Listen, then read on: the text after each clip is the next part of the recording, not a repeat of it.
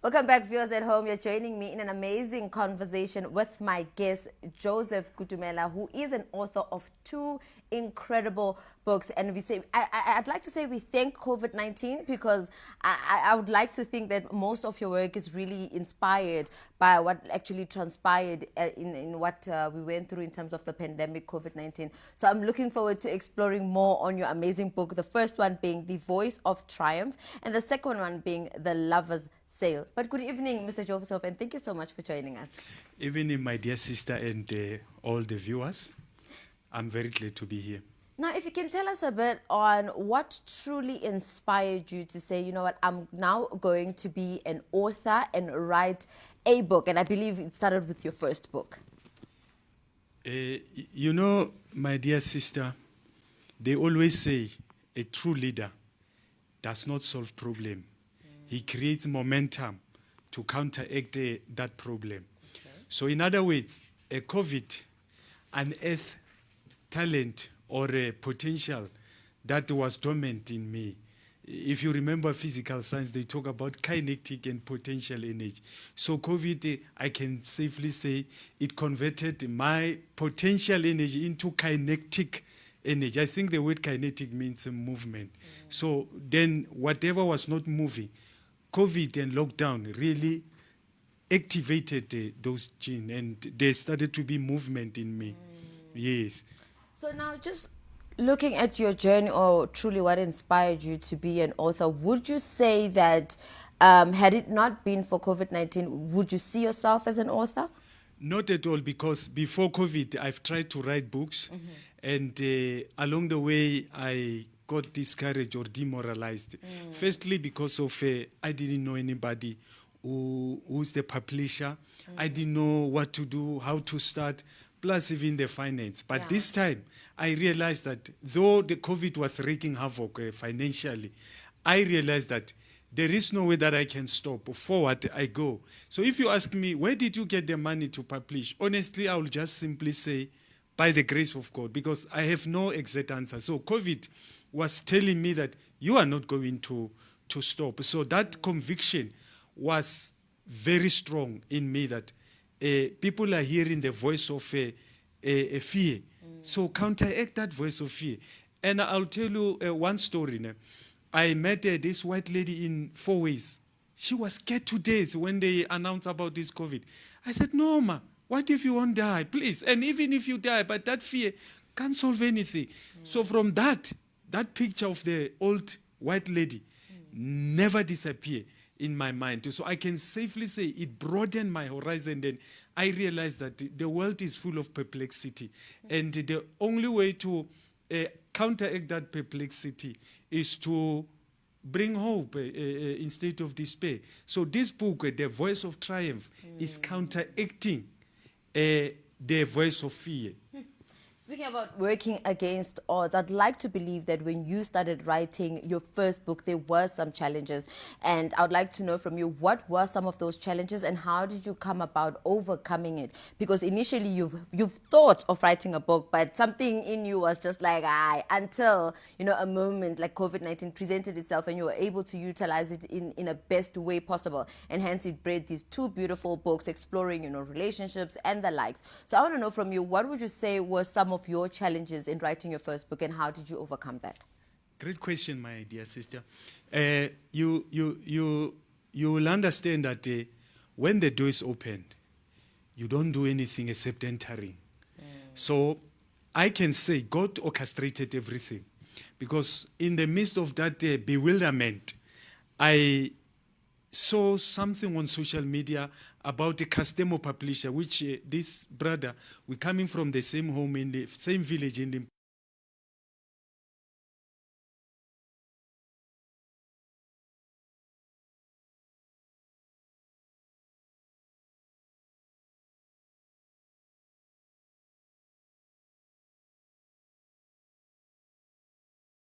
so that I can't go backward because I've already paid. So he was telling me the cost bit by bit until I realized that it's more than 60,000 to write a book. So I can say everything was orchestrated. And by getting this brother, a customer publisher, which is Steve Motor. It was really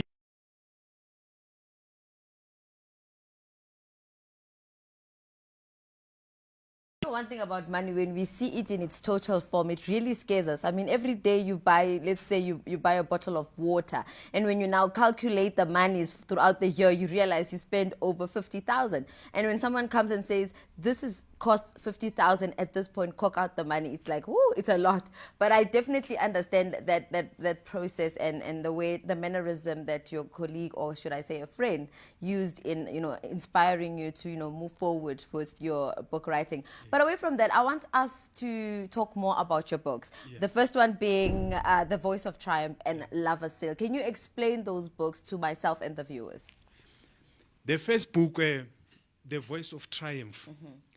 As I said just now, that the world were full of fear. And one day I was reading an article. The article was saying, what makes this individual rare? There were people like Michael Dale, Nelson Mandela, Martin Luther, to just name few. Who's that of Apple's?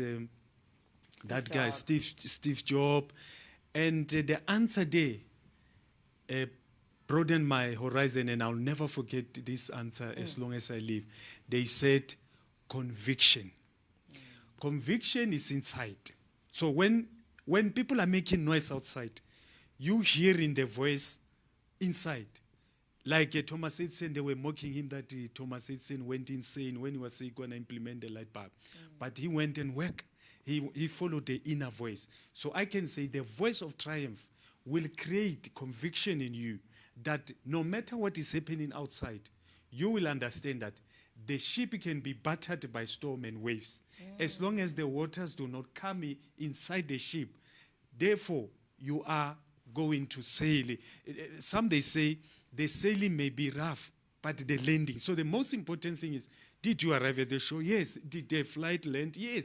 The sailing was rough. So I'm saying this book, The Voice of Triumph, will assist the readers in creating a strong conviction that no matter the critical voices outside, the voice of triumph will counteract those voices. I met a policeman who bought my book, A Voice of Triumph. He said, listen, whenever I feel discouraged, I just open any page.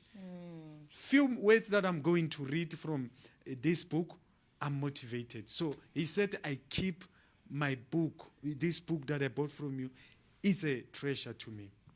And now about Lover's Sailing, can you tell us a bit about that? Another good question. After I published The Voice of Triumph, the readers who bought my book were calling me and telling me about their marital or relationship problem. Yeah. And I wonder, why are they calling me? Because this book doesn't talk about a relationship and doesn't talk about marriage. Why are they calling me? Then I answer myself, I said, perhaps it is the time to write a book about lover sailing. And if you read the subtitle, it says, watch out for turbulence in a relationship. Which means then I can say the situation that humanity faced with made me to come up with the titles. So this title I created by the problem that humanity faced with. So I can safely say I am trying to answer the big question that humanity asked themselves. So in this book, Lover Sailing, you will understand that when they train pilot, they don't train when the weather is okay. Just like when they were building this house, they didn't build it for shiny weather. They built it for storm, for turbulence. Hence the dark foundation. And they put a strong foundation. Why? During turbulence, during stormy weather. So when they train pilot, I met one pilot who said there will be a time where they just take a flight and they make it round around, and they will see how you're going to behave. So if you, during training, if you misbehave, then they know that this one going to kill people. But if you maintain calm and listen what they're telling you, then they know this is the right person. So in this book, you will understand that love is a boat, and then, or a ship, and then when you sail, turbulence is not the question of if, it's the question of when. So in a relationship, no matter how much I love this person, no matter how much this person loves me, surely there will be disagreement, because you come with baggage, I come with my baggage. And as we unpack those baggage together, I attack you with your baggage, you attack me with my baggage. And as a result, it creates a conflict. Yeah. And I understand, and I know those leaders who always tell you positive things during premarital counseling. Yeah. They expect the best, but unfortunately, they only tell us one side of the coin. So this book is telling you the other side of the coin that many people, even our parents, don't tell us. Because we are excited, we are about to get married, and if they say, you're going to have turbulence, you're going to say, my mother's jealous, my father's jealous, this pastor is jealous, this marriage counselor, it's jealous, because you are too much excited. So they leave you, and you go with that fantasy world, and then when you hit reality, you'll be shocked that nobody's surprised. When you go to this marriage counselor and say, I have this marital problem, nobody's surprised. You go to your parents, nobody's surprised. Why? Because they knew that it is not the matter of if, it's the matter of when will the turbulence come. So I am trying to prepare you that when turbulence come, two captain, which is the woman, the wife and the husband, or even the boyfriend and the girlfriend, then they use their head. They suppress their emotion, they use their head and their heart, and they navigate. So one of the things that they teach a pilot is be calm. Now, Mr. Kutumela, speaking on, lovers sailing, at most times, I think to their understanding and to their element of encouragement, they do tend to, speak on the beauties of a union and what lies ahead, and leave out the reality check, which you are giving us tonight, in terms of it's not about the if, but the when. What would be your drive home message tonight to many counselors watching right now who, spend their days and times advising young couples or advising just young individuals on the ideas and conversations around, the turbulence of life? What would that be? My humble advice is that can we try to be honest and understand that in marriage, whether you are a bishop, whether you are a business person, whether you are rich, there will always be turbulence. I mean, we witnessed a recent divorce of this billionaire. I don't know if I should mention the name, but it's in America. Bill Gates and Belinda Gates. These people were together for as young as they could be, and they knew each other, and they got married. They are rich. They had a yacht, but they got divorced. And now you get these people who are poor, they get divorced. You get these people who are rich, they get divorced. You get these people who are younger, they get divorced. You get these ones that are 70, and we expect that now they're going to die, then they get divorced. The kids are married. So then you wonder, what is the problem? Because if younger, the greatest enemy is not the people or even the devil. The greatest enemy is lack of knowledge. We perish because of lack of knowledge. So here, it's a wealth of knowledge, which I bring to the people. And I know some people might not be happy that you will scare people, but I will help them. And I will also, this book will also curb the gender-based violence that is rising, because people are getting into relationship and they look into the positive side, and when they see the negative side, the baggage, when these poor women start to unpack her baggage, and then gender-based violence go higher and higher. Now, for our viewers at home who will be getting a copy of your book, or there are individuals who already have your book, what do you hope in terms of they get out of the book, especially in terms of reshaping the perspectives on fear as well as relationships? My dear sister, marriage is a great institution. Even some of the heads of state acknowledge that these rebels, Bokaram, and all those things, people, is because of broken families. They even indicated that many men who went in, who end up in prison, they grow without the father or stable family. So they grow with that anger. And when they vent out that anger when they are adults, then it's a disaster. It is even proven that women who throw themselves into a lot of men is because they missed that order in the family where the mother and the father is there, and they miss the warmness or the love of the father. I have been fortunate to be in the family where there is a mother and a father. When the father is here, you feel secured. You always know that my father can beat anybody. You always know that your father has a lot of money. But when you come back from school, you find the mother there washing your clothes, preparing the food. You feel that warmness of love. So both of these things are needed. So if the kids grow with their father only, they will miss something. If they grow with their mother, they will miss something. So if was possible, before we talk about fighting crime, we would make sure that the family is in order, because family makes a community. Community makes the nation and the world. So if family is connected and it's in order, then some of the problems that pastors are dealing with in church and the teachers are dealing in school would be avoided. Even some of the crimes that the law enforcement agencies are dealing with, it would be prevented. And remember, if crime goes low, even employment will go high because people will invest. So this issue of marriage, it's very serious that I wish people can understand that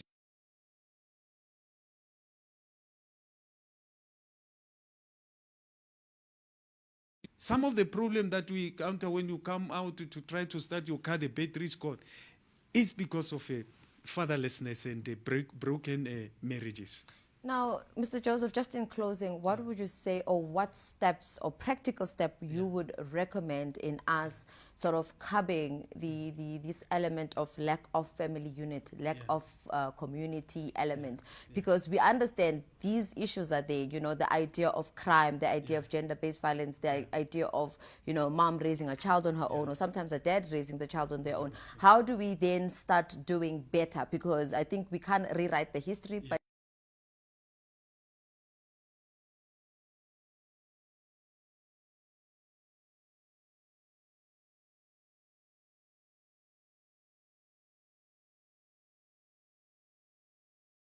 how we can do better. And but I'll try to mention just few because we are closing. The first thing is to understand that I cannot be you, you can't be me. I'm a man, you are a woman. And just like the puzzles, for the puzzles to connect, they must be different. So if I expect you to be me, there's going to be a problem. Force you to like soccer, and you can't force me to like Idol. I can support you when you are watching Idol and say, hey, what's that? I can't force you to watch soccer. You can just say, oh, Chiefs is winning, and that's it. But if then I want you to be me, like for example, there are people who are morning persons, and there are others who are evening persons.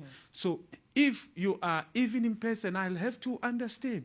And if I'm a morning person, you'll have to understand that while you are asleep, you're going to smell the Vienna, the smell of Vienna. So unfortunately, we tend to think that because I'm marrying this person, she's inheriting my name, then she has to obey me. She has to be like me. And that is where the problem is. It's like when you mix a Coke and a Fanta. It's a new mixture. It's not Fanta, neither a Coke. The problem is most men want to be Coke, even though this new drink, it's no longer Coke. It's a Coke and a Sprite. So if Sprite want to be Sprite and Coke want to be Coke in that mixture, then there is a problem. So marriage is like that.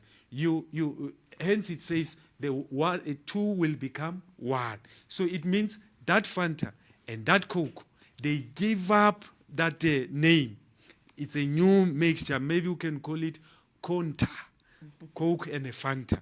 But many people can't do that. They always think that simply because maybe they paid lobola, the women must listen to them. And we are unique, honestly. Even when God was creating women and a man, he said, have dominion, not over each other. He blessed both of them. He said, have dominion over the earth. So I can't dominate you. Yeah. You can't dominate me. Mr. Joseph, as you mentioned, I think this response needed more time for you to, dissect even further, because also there's follow-up questions I would like to ask. But unfortunately, we have run out of time, and I have to thank you for your time, for coming in and just, helping us understand your books. And thank you so much. Thank you very much. Viewers at home, that was our author tonight, who goes by the name of Mr. Joseph Kutumela, who is the author of The Voice of Triumph as well as Lover's Sale. That's where we close it off for now. Let's head over to an ad break. See you when we come back.